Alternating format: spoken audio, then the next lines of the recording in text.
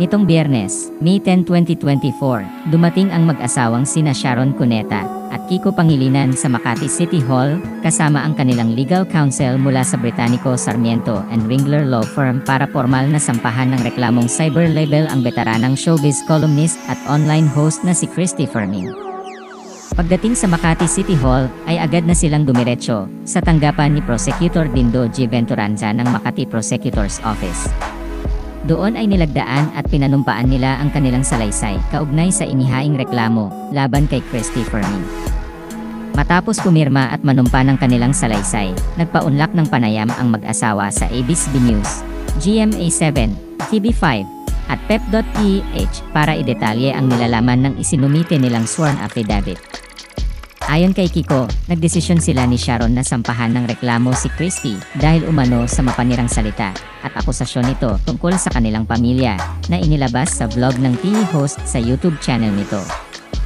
Idiniin ng dating senador na karapatan nilang ipagtanggol ang kanilang sarili, lalo na ang kanilang pamilya, sa mga mapanirang pahayag na binitiwan ni Christy Fermin sa kanyang vlogs.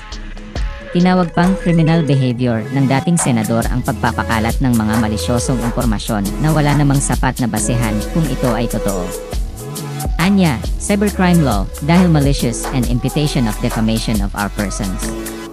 Sabi nga natin na yes, we are public figures but we also have rights. Ang dami nagsasabi rin na kapag public figure kayo, dapat tiisin nyo ang pagsisinungaling at paninira. But that's not the case. In fact, we also have private rights. Lalo na kapag when the matter is not of public interest, meaning it's a personal issue or family matters and concerns. So that's why we're filing this case. Syempre alam na natin ang sistema sa social media ngayon. Paramihan ng views, paramihan ng subscribers, paramihan ng shares, kung ano-ano na lang. Paninira at kasinungalingan ang kinakalat para lang sumikat, para lang dumami ang kanilang views at subscribers. So hindi tama ito, that's why we're putting a stop to this. We believe the criminal behavior should not be allowed at the beginning. Naniniwala si megastar na nayurakan ang kanyang pagkatao sa ginawang paninira sa kanya ni Christy Fermin online. Bukod kasi sa personal na pag-atake sa kanya, idinawit din daw ni Christy ang kanyang mga anak at ang relasyon nila ni Kiko. Ayon sa ulat ng Pep.ph, matagal na raw nagtitimpi si Sharon sa ginagawang paninira sa kanya ni Christy. Sa pagkakatanda raw ng aktres, 18 taong gulang pa lang siya nang unang maglabas si Christy ng malisyosong balita tungkol sa kanya.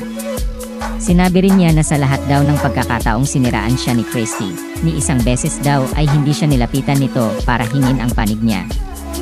Bagamat hindi direktang sinabi ng mag-asawa ang ginawang paninira sa kanila ni Christy, kinumpirma naman nila na early this year, lumabas ang vlog ni Christy na nag-udyok sa kanila para tuluyan ng magsalita at magsampa ng reklamo.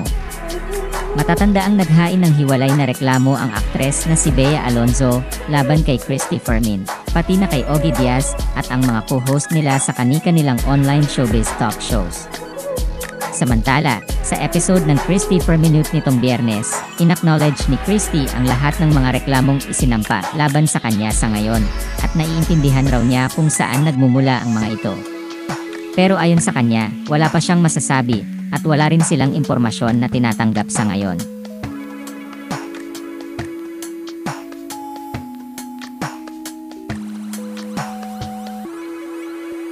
Salamat sa panonood ng video na ito.